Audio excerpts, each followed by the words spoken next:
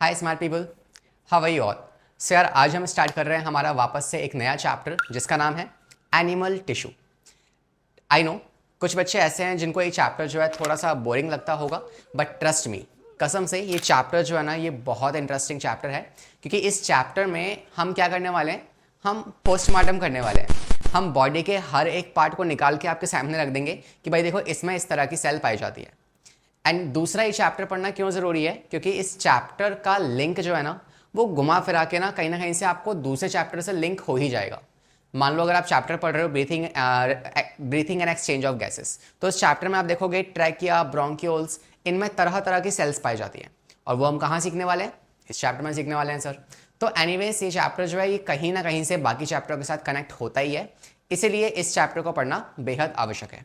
Okay, तो start करते हैं हमारे इस चैप्टर के साथ। हम पहले समझते हैं कि यार चैप्टर में क्या क्या पार्ट्स आने वाले हैं, फिर बाकी चर्चा भी हम धीरे धीरे कर रहे होंगे।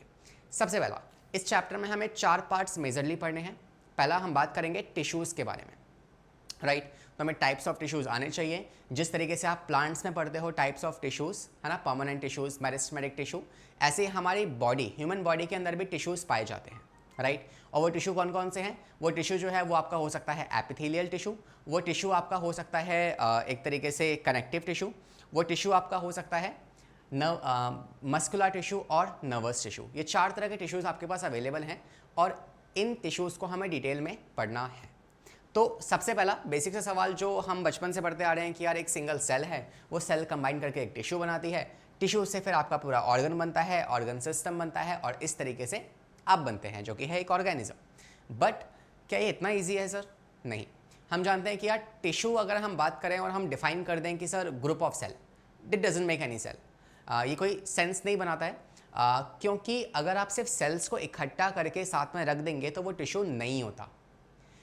ज़रूरी है कि वो टिश्यू, वो जो सेल्स आप लेके आए हैं उनका ओरिजिन सेम होना चाहिए, वो सिमिलर फंक्शन परफॉर्म करने चाहिए।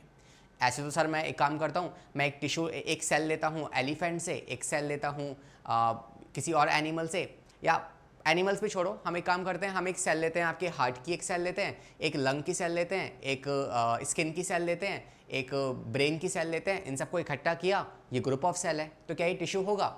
नहीं, ये टिश्यू नहीं होगा। क्योंकि टिश्यू का काम है कि यार वो सिमिलर फंक्शन परफॉर्म करे, उसका सिमिलर ओरिजिन भी होना चाहिए।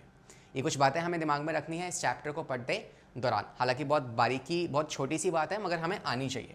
ओके, तो स्टार्ट करते हैं, देखते हैं क्या बेसिक डिटेल हम इस चैप्टर के बारे में या इस चैप्टर के स्टार्टिंग में ले सकते हैं। सबसे पहला एनिमल टिश्यू।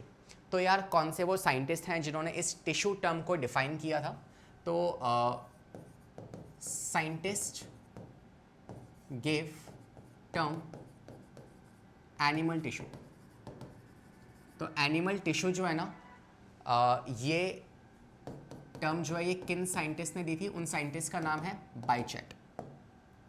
बाइचेट या बिचेट जो है ना, he is the scientist who gave this term. Secondly, अब हम डिफाइन करते हैं कि सर टिश्यू का मतलब क्या होता है एक्चुअली में। Okay, so when we define a tissue, it is nothing but a group of cell, जो हम पहले से जानते हैं, मगर similar in function and similar in origin also. Okay, तो we can say it is a group of cells similar in origin and similar in function। तो वो काम भी एक लगभग सेम तरीके से करे और उसका ओरिजिन भी जो है वो सेम होना चाहिए। फाइन, ये बात हमें ध्यान रखनी है। नेक्स्ट पॉइंट हम कह सकते हैं कि ये जो टिश्यू हम पढ़ने वाले हैं, ये टिश्यू किस किस तरह के हो सकते हैं उसके बारे में तो हम जानेंगे ही, मगर उससे पहले हमें ये भी पता होना चाहिए कि जो टिश्यू हम पढ़ रहे हैं, इन टिश्यूज़ का ओरिजिन क्या क्या होता है। तो उसके लिए अगर मैं आपसे सीधे डायरेक्टली टाइप्स की बात करूं, या वैसे हम ये भी देख सकते हैं कि हिस्टोलॉजी एक टर्म हम यूज़ करते हैं, राइट। कुछ लोग ऐसे हैं जो कि आगे जाके इम्यूनोलॉजी लेते हैं, मीन्स जो BSc कर रहे हैं, MSc कर रहे हैं, आगे जाके इम्यूनोलॉजी उनके लिए एक सब्जेक्ट है ना। उस सब्जेक्ट में एक स्टडी की जाती है जिसे आप कहते हो हिस्टोलॉजी, है ना। Histology is a study of tissue. So whenever आप किसी कैंसर सेल को पढ़ रहे हैं या किसी और तरह की सेल को पढ़ रहे हैं, तो आप एक टिश्यू को काटेंगे बॉडी में से, उसको आप माइक्रोस्कोप में स्टडी करेंगे, राइट। तो जब हम एक टिश्यू की स्टडी कर रहे होते हैं तो उसे हम क्या कहते हैं? उसे हम कहते हैं हिस्टोलॉजी। तो it is the study of tissue, study of tissue.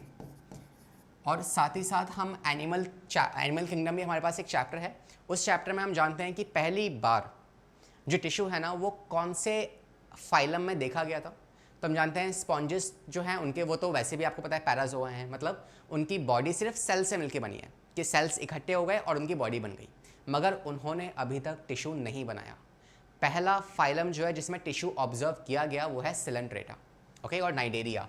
So first phylum to have tissue is Coelenterata.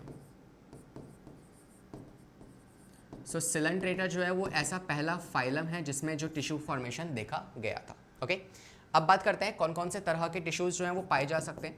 So types of tissues की बात की जाए ना तो हमारे पास बस 4 तरह के टिश्यूज होंगे। पहला तरह का जो टिश्यू है उसे आप कहते हैं, यहाँ मैं बताता हूँ आपको, 4 तरह के टिश्यू हैं। पहला टिश्यू जो होता है उसे आप कहते हो epithelial tissue, epithelial tissue. Second जो होता है उसे आप कहते हैं कनेक्टिव टिश्यू। थर्ड जो है वो है आपका मस्कुलर, और ये 4 तरह के टिश्यू ही हमें पढ़ने हैं हमारे सिलेबस में। ओके, थर्ड जो है वो है आपका मस्कुलर, और last but not least that is going to be nervous tissue. तो ये 4 टिश्यू हमें पढ़ने हैं, और इन चारों में हमें ये पता होना चाहिए कि यार कौन सी जर्म लेयर जो है वो इन टिश्यूज़ को बनाती है। बिकॉज एनीवेज हम जानते हैं कि जब हम एम्ब्रियोनिक स्टेज में थे, है ना, पिद्दू से थे, तो उस टाइम पे हमारी बॉडी के अंदर जो है 3 जर्म लेयर्स बनी थी, एक्टोडर्म, मेसोडर्म एंड एंडोडर्म, और इन्हीं जर्म लेयर ने हमारे पूरे बॉडी के पार्ट्स को बनाया है। फिर चाहे आप नेल्स की बात कर लो, स्किन की बात कर लो, लंग्स की बात कर लो, या हार्ट की बात कर लो। ओके, तो ये चारों टिश्यू भी किसने बनाए होंगे? बिल्कुल सर, हमारे उन जर्म लेयर्स ने ही बनाया होगा। पहले बात करते हैं एपिथेलियल टिश्यू, कौन सी जर्म लेयर एपिथेलियल टिश्यू बनाती है? तो बस जवाब है सारी की सारी, जवाब है सारी की सारी। जितने भी हमारे पास जर्म लेयर हैं वो सारी की सारी जर्म लेयर जो हैं वो एपिथेलियल टिश्यू को बनाने में कंट्रीब्यूट करती हैं। फिर चाहे वो आपकी एक्टोडर्म हो, तो हम कह सकते हैं all germ layer, all germ layer that is ecto, meso and endo. Okay, next बात करते हैं कौन है जो हमारा ये कनेक्टिव टिश्यू बनाता है। तो कनेक्टिव टिश्यू सिर्फ और सिर्फ बना होता है मीजोडर्म से। Okay, so it is only made up of mesoderm, mesoderm. Okay, ये सिर्फ और सिर्फ मीजोडर्म से बनेगा। नेक्स्ट वाला जो है, क्यों मैंने इस बात पे ज़्यादा फोकस किया कि सिर्फ और सिर्फ मीजोडर्म से बनेगा? बिकॉज नेक्स्ट वाला जो टिश्यू है वो बनता है मेनली मीजोडर्म से। नाउ अब से हम इंग्लिश वर्ड्स के साथ खेल रहे हैं, ठीक है। तो मेनली मीजोडर्म मतलब वो शायद किसी और से भी बन सकता है, मगर मेनली वो बनने वाला है मीजोडर्म से। तो we can say it is mainly made up of mesoderm. Okay, it is mainly made up of mesoderm. Okay, mesoderm, तो ये मेनली मीजोडर्म से बना होगा। और नेक्स्ट आपके पास जो है नर्वस टिश्यू, वो आपका बना होता है एंडोडर्म से, एंडोडर्म। और ये याद रखना भी काफ़ी आसान है क्योंकि हम जानते हैं कि हमारे जो इंटरनल ऑर्गन्स हैं वो किससे बने होते हैं? एंडोडर्म से, और उन्हीं में से एक है हमारा नर्वस सिस्टम। ठीक है, तो ये 4 तरह के टिश्यूज़ हमें डिटेल में पढ़ने हैं। पहले हम शुरुआत करेंगे हमारे सबसे पहले टिश्यू के साथ, and that is epithelial tissue. Okay, इससे हमारी शुरुआत होने वाली है। इसके बेसिक फीचर्स जानेंगे कि क्या होता है एपिथेलियल टिश्यू, और फिर हम जंप कर जाएंगे नेक्स्ट टॉपिक पर जो कि है टाइप्स ऑफ एपिथेलियल टिश्यू। तो ऐसे ही हमें एपिथेलियल टिश्यू उनके कैरेक्टरिस्टिक्स पढ़ने हैं, उनके टाइप्स पढ़ने हैं। फिर कनेक्टिव टिश्यू उनकी कैरेक्टरिस्टिक्स पढ़नी है और उनके टाइप्स पढ़ने हैं। And same for muscular and nervous tissue also. Okay, starting with the first one which is your epithelial tissue. बात करते हैं इसकी। नाम से समझ में आ रहा है कि सर एपिथेलियल मीन्स हमारी ये स्किन की लेयर्स को बनाने में इस्तेमाल हो रहा होगा, और आप सही भी हैं, ठीक है। मगर कुछ पहले फीचर्स जान लेते हैं। जैसे अगर आपसे मैं नाम लूँ meristematic tissue, so what comes in your mind? आपको लगता होगा कि एक टिश्यू है जिसमें इंटरसेलुलर स्पेस कम है, बहुत जल्दी से डिवाइड करता है ना, सेल्स छोटी छोटी सी हैं उसके, साइटोप्लाज्म है, माइटोकॉन्ड्रिया ज़्यादा है उसके अंदर। तो ये कुछ पॉइंट्स आपके मन में आते हैं, राइट। सेम हेयर, जब हम बात करेंगे एपिथेलियल टिश्यू के बारे में तो हमारे मन में कुछ पॉइंट्स जो हैं वो आने चाहिए। जैसे कि जो एपिथेलियल टिश्यू है it is derived from all 3 germ layer, all 3 germ layer। तो ये जो टिश्यू है ये आपकी सारी germ layer से मिलके बनता है, पहला पॉइंट। दूसरा, किस साइंटिस्ट ने इस एपिथेलियल टिश्यू को ढूंढा था first time? Scientist discovered this epithelial tissue was, the name of the scientist is very important and ये सवाल जो है पूछा भी जा चुका है एग्जामिनेशन में, नीट एग्जाम में, that is Rist। Rist is a scientist who discovered this epithelial tissue। next point we can mention about them कि भाई ये जो टिश्यू है क्या ये फास्टली डिवाइड करते हैं या फिर धीरे धीरे डिवाइड करते हैं? आप खुद सोच के देखो, अगर कभी कभार हमारे स्किन पे कोई कट लग जाता है या फिर कुछ प्रॉब्लम हो जाए, है ना, कोई इन्फेक्शन हो जाए, तो हम जानते हैं कि हमारी जो स्किन है वो जल्दी से अपने आप को रिकवर कर लेती है। मतलब कि इनके पास हाई पावर ऑफ रीजनरेशन जो है वो होती है। So means we can say they have high power of regeneration. ठीक है, इनके पास हाई पावर ऑफ रीजनरेशन जो है वो पाई जाएगी। Okay, next point we can say कि हाई पावर ऑफ रीजनरेशन है, ठीक है। वही कट वाला एग्जांपल लेते हैं कि मान लो स्किन पे कोई कट लग गया, एक होता है खरोच लग गई, है ना, और एक होता है कि घाव हो गया।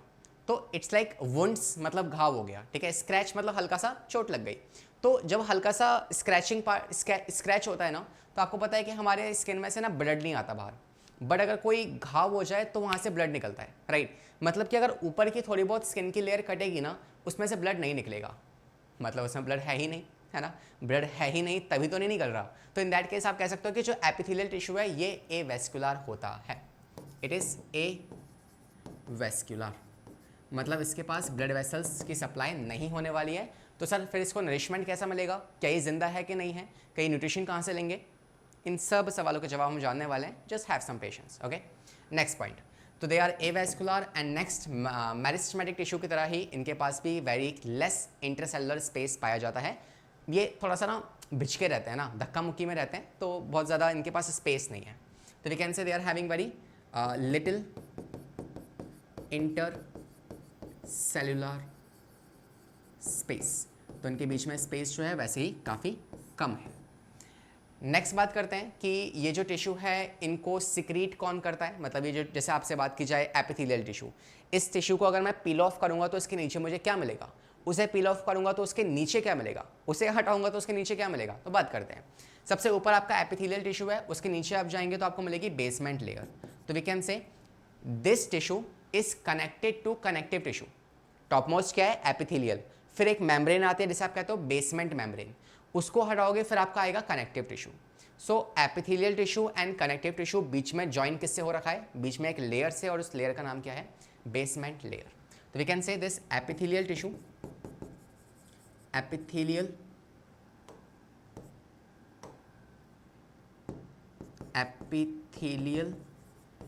Tissue is connected or it is joined to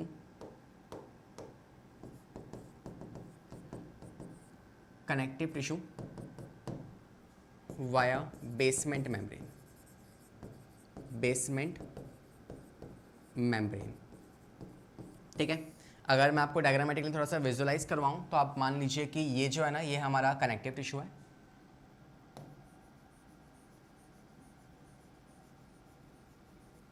ठीक है, ये हो गया हमारा कनेक्टिव टिश्यू।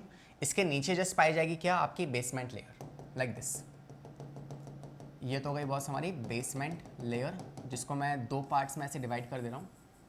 और फिर आएगा नेक्स्ट आपका connective tissue, like this, like this. Okay, ये हो गया हमारा कनेक्टिव टिश्यू। तो ये तो हो गया कनेक्टिव टिश्यू। ये जो पार्ट है आपका, ये हो जाएगा एपिथेलियल टिश्यू। इसके बीच में जो आपको मिल रही है वो है आपकी बेसमेंट लेयर, जिसके दो पार्ट्स हैं। एक वाले पार्ट को आप कहते हो बेसल लैमिना, बेसल लैमिना, और सेकंड वाला जो पार्ट है इसे आप कहते हो फाइब्रस लैमिना, फाइब्रस लैमिना। तो ये दो पार्ट्स हैं यहाँ पे, पहला है बेसल लैमिना, दूसरा है fibrous lamina. Tell me, basal lamina जो है वो एपिथेलियल टिश्यू के पास है या फिर वो कनेक्टिव टिश्यू के करीब है? तो हम जानते हैं कि वो जो आपकी ऊपर वाली लेयर है वो आपकी एपिथेलियल टिश्यू के पास है, और जो फाइब्रस लैमिना है वो किसके नज़दीक है, कनेक्टिव टिश्यू के। तो यहीं से हम कुछ और पॉइंट्स भी कंक्लूड कर सकते हैं, जैसे कि जो बेसल लैमिना है ना, फर्स्ट वाली और ये सेकंड वाली, जो फर्स्ट है ना, it is secreted bye epithelial tissue. Epithelial tissue ने इसको बनाया होगा बिकॉज इसके जस्ट ऊपर कौन है, एपिथेलियल टिश्यू है। Where as fibrous lamina is actually a layer which is secreted by connective tissue. इसे कनेक्टिव टिश्यू ने बनाया होगा।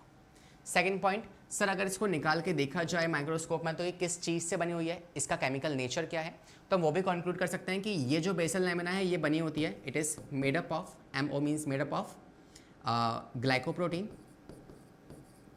It is made up of glycoprotein and mucopolysaccharide.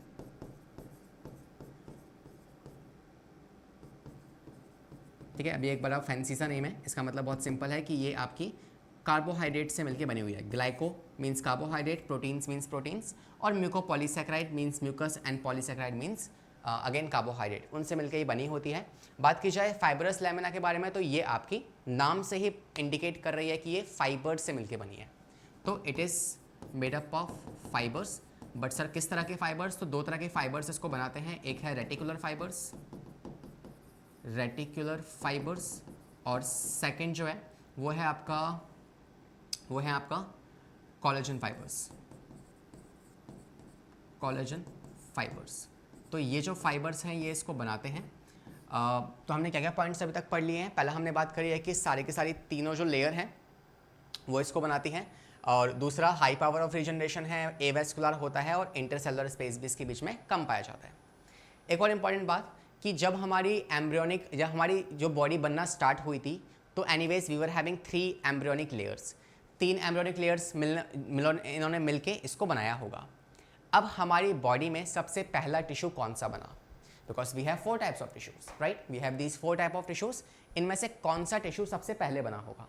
तो याद रखिएगा एपिथेलियल टिश्यू जो है ये सबसे पहला टिश्यू है जो बॉडी में बनना स्टार्ट हुआ था।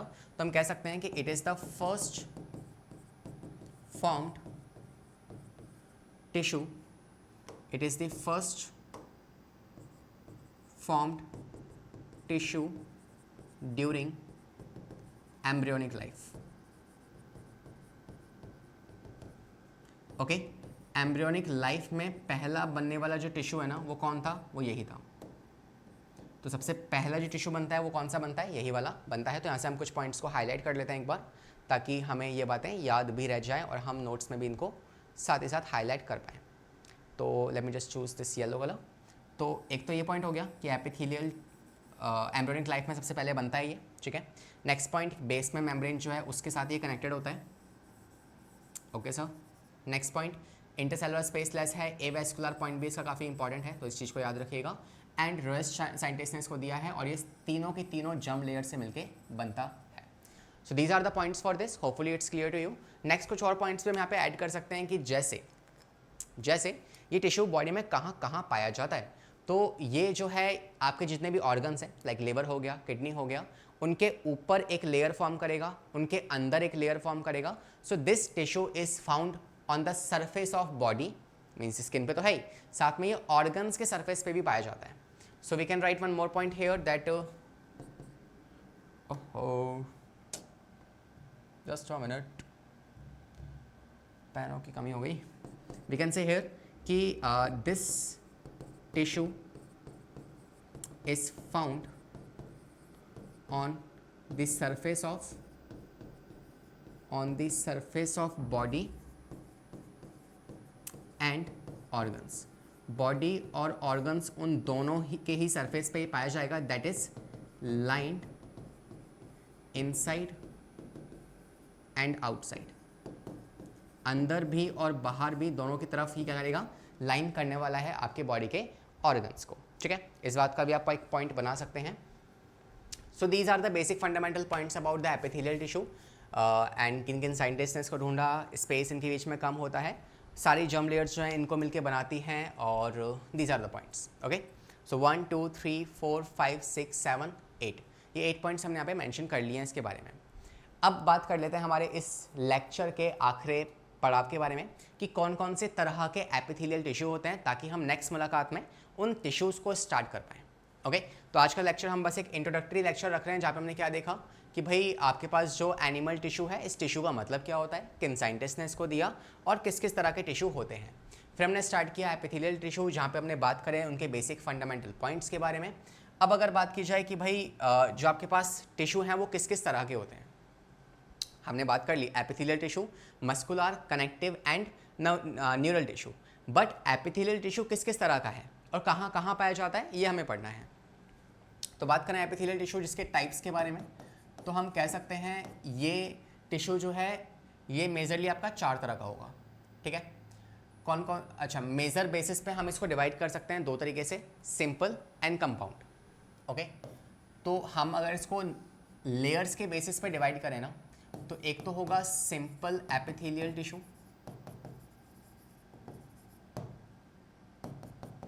सिंपल एपिथेलियल टिश्यू, और दूसरा होगा compound tissue, compound epithelial tissue. Okay compound epithelial tissue, ये हमने किस बेसिस पे डिवाइड किया है, तो बेसिस हमने लिया है कि भाई कितनी लेयर ऑफ सेल्स प्रेजेंट है ना। Here basis is layer of cells. देखो जैसे हमारे पास काफ़ी सारी सेल्स आ गई एपिथेलियल टिश्यू की, अब वो सेल्स अगर मिलजुल के सिर्फ एक ही लेयर फॉर्म कर रही है, एक सिंगल लेयर बना रही है, तो वो होगा आपका सिंपल एपिथेलियल। तो जिसमें आप क्या करोगे, आप मेजरली स्टडी करने वाले हो कि भाई आपके पास जो सेल्स हैं उन्होंने लेयर तो बना दी, मगर वो कितनी लेयर है, एक ही लेयर है। इसमें क्या होगा, जो सेल्स साथ आने वाले हैं वो काफ़ी सारी लेयर्स बना देंगे, लाइक दिस, ये एक लेयर, फिर दूसरी लेयर, फिर तीसरी लेयर। तो it is a multi layer, it that's why we call them as a compound one. अब इसमें ये जो सेल है हमारे पास, ये सेल किस शेप की है, it can be squamous shape, it can be cuboidal, columnar, stratified, है ना, किस तरह की शेप है उसके बेसिस पे हम इसे फर्दर डिवाइड कर सकते हैं। तो आप कहेंगे कि भाई पहला ये हो सकता है आपका सिंपल स्क्वैमस, सिंपल स्क्वैमस हो सकता है, ओके सर। सेकंड ये हो सकता है आपका सिंपल क्यूबॉइडल, ठीक है। तीसरा ये हो सकता है सिंपल कॉलमनार। नेक्स्ट फोर्थ ये हो सकता है, स्यूडोस्ट्रेटिफाइड। इन सब के वर्ड्स का मतलब हम समझने वाले हैं, pseudo stratified epithelium. And last but not least हम बात करेंगे सिलिएटेड एपिथेलियम के बारे में, सिलेटेड एपिथेलियम। ओके तो ये हो जाएंगे सिंपल के टाइप। भाई सिंपल में एक सिंगल लेयर पाए जाते हैं, ये हमने सीख लिया। अब उस सेल की शेप क्या होने वाली है, क्या वो स्क्वैमस है, क्या वो क्यूबॉइडल है, क्या वो कॉलमनार है, या वो डिफरेंट डिफरेंट शेप्स का होगा, उसकी हम बात करेंगे। वहीं बात की जाए अगर कंपाउंड एपिथेलियल के बारे में, तो इसमें भी हम सेम तरीके से डिवाइड कर सकते हैं, बट इसमें फर्दर हम 2 तरीके से डिवाइड मारेंगे कि भाई कुछ होता है ट्रांजिशनल, जो कि अपनी शेप को ही चेंज कर लेंगे, और कुछ होता है इनकी शेप चेंज नहीं होगी तो वो सिंपल में काउंट होंगे। ठीक है, तो इसमें अच्छा कंपाउंड को हम एक और फैंसी नाम से जानते हैं जो कि है स्ट्रेटिफाइड, जो आपको बुक्स में काफ़ी बार मिल जाएगा। तो हम कह सकते हैं compound epithelium is also called as stratified epithelium, और it is also called as stratified epithelium. Fine, तो इसमें भी हम बात करेंगे आपके पास कि वो सिंपल है टाइप या फिर वो let me just change the colour या, तो इसमें भी आपके 2 टाइप्स आएंगे, क्या वो ट्रांजिशनल है, ठीक है, या फिर वो सिंपल है। सिंपल में हम शेप्स की बात करेंगे, जो आपके पास काफ़ी सारी लेयर्स बनी है ना, इसमें हर एक सेल की शेप क्या है, क्या वो स्क्वैमस है, क्या वो क्यूबॉइडल है, या फिर वो कॉलमनार है। ठीक है, तो यहाँ पे हम 3 तरीके से बात कर लेंगे इस कैटेगरी के अंदर, जो कि होगी आपकी कंपाउंड और stratified squamous epithelium, stratified squamous epithelium, या फिर वो सेकंड स्ट्रेटिफाइड तो है मतलब मल्टीपल लेयर है, तो next also stratified cuboidal epithelium, या फिर वो स्ट्रेटिफाइड कॉलमनार है। ठीक है। तो ये हमें टाइप्स मेजरली पढ़ने हैं हमारे एपिथेलियल टिश्यू के अंदर, और हर एक टॉपिक को हम उठाएंगे, डिटेल में पढ़ेंगे, जैसे कि इस तरह की सेल्स कहाँ पाई जाती हैं, इस तरह की सेल्स कहाँ पाई जाते हैं, वो हमें एग्जाम्पल्स मेजरली याद करने हैं। And once we go through this and इस तरीके से आपका एपिथेलियल टिश्यू जो है वो नेक्स्ट क्लास में शायद कंप्लीट हो जाएगा। तो हम इस पूरे चार्ट को वापस से रिवाइज करेंगे अगली क्लास में, और इन सभी के एग्जाम्पल्स भी हम ग्रेजुअली पढ़ेंगे। फाइन, तो you can see classification of epithelial tissue, simple है, कंपाउंड है। सिंपल में आपके पास आ जाएंगे simple squamous, simple cuboidal, columnar और स्टीरोस्ट्रेटिफाइड एंड सीलिएटेड ऑल्सो। कंपाउंड में आपके एग्जाम्पल्स आ जाएंगे स्ट्रेटिफाइड और ट्रांजिशनल एपिथेलियम। सिंपल क्या है, जहाँ पे एक सिंगल लेयर ऑफ सेल पाई जाएगी, है ना, it lines the body cavity, ducts and the tubes, and examples की हम बात करेंगे बाद में। ओके, कंपाउंड में क्या होंगी, 2 या 2 से ज़्यादा लेयर्स बनेंगी, प्रोटेक्टिव फंक्शन होगा, जैसे कि हम समझ सकते हैं।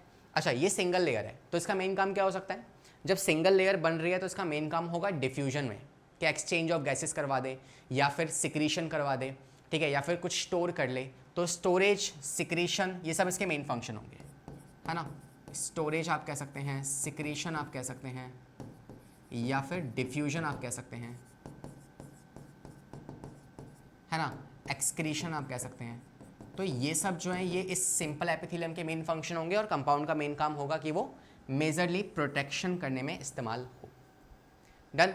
तो आगे की कहानी हम बढ़ाएंगे हमारी नेक्स्ट मुलाकात में। उससे पहले हम कुछ सवाल लगा लेते हैं एक बार। बताइए, विच of the following is a correct for epithelial tissue, इनमें से कौन सी स्टेटमेंट जो है एपिथेलियल टिश्यू के लिए सही है, आपको ये बताना है। तो it is present only as inner lining, it is present only as a outer lining, या फिर contain very less intercellular matrix, या ऑल ऑफ दीज। तो एपिथेलियल के बारे में कौन सी स्टेटमेंट सही है, आपको ये बताना है। देखें आंसर। तो होपफुली आपने वीडियो को पॉज किया होगा, अटैम्प्ट मारा होगा, and the correct answer is option number D, which is all of these. क्योंकि हम पढ़ चुके हैं कि जो आपकी एपिथेलियल टिश्यू है ये आपकी इनर लाइनिंग में भी पाई जाती है, आउटर लाइनिंग में भी, और साथ ही साथ ये इंटरसेलुलर स्पेस भी इसमें कम होता है। फाइन, तो this is the correct answer. Next question, which of the following contains a simple epithelium as their lining. तो जो सिंपल एपिथेलियम है वो डक्ट्स में पाई जाएगी, ट्यूब में, बोथ ऑफ दिस, या फिर skin of the mouth. So well, हमने अभी जस्ट देखा जब हम क्लासिफिकेशन कर रहे थे कि जो आपकी सिंपल टाइप हो सकती है या फिर कंपाउंड हो सकती है। सिंपल जो है वो डक्ट्स में भी पाए जा सकते हैं और ट्यूब्स में भी। So anyways the answer is going to be option number C, which is both of them, which is both of them, that is why C is the correct answer. अगला सवाल आपके सामने, secretion and absorption is done by what kind of epithelium. Secrete करना, absorb करना, ये majorly किसका काम होगा, एक्सचेंज में पार्ट लेना, सिक्रीशन में काम करना। सो वेल, यहाँ पे काफ़ी सारे टाइप्स दिए गए हैं, मगर हम जानते हैं कि ये काम मेजरली किसका होता है, सिंपल स्क्वैमस का, या सिंपल का होता है, सिंपल एपिथेलियम। यहाँ पे इस सवाल में सिंपल एपिथेलियम के काफ़ी सारे पार्ट्स दिए हुए हैं, जिन पार्ट्स को हम आने वाली मुलाकात में पढ़ने वाले हैं, तो इस सवाल को फिलहाल को हम छोड़ सकते हैं। फाइन, तो अभी हमने इससे 2-3 सवाल ही किए हैं, क्योंकि हमने कुछ ज़्यादा खास अभी पढ़ा नहीं। तो जो हमने इंट्रोडक्शन पढ़ा है, होपफुली आपको वो इंट्रोडक्शन क्लियर हो गया होगा, and that's for the session. Hopefully you enjoy this one, and if you have any suggestion for us, we are always available for you. Let us know in the comment section, and कुछ links दी गई हैं description में, उन links को आप checkout कर लीजिएगा। एंड ग्रेजुअली ये फर्स्ट लेक्चर था, सेकेंड लेक्चर में हम कुछ और डिस्कशन, कुछ और चर्चा करने वाले हैं। तब तक के लिए पढ़ाई करते रहें, सेफ रहें। All the very best.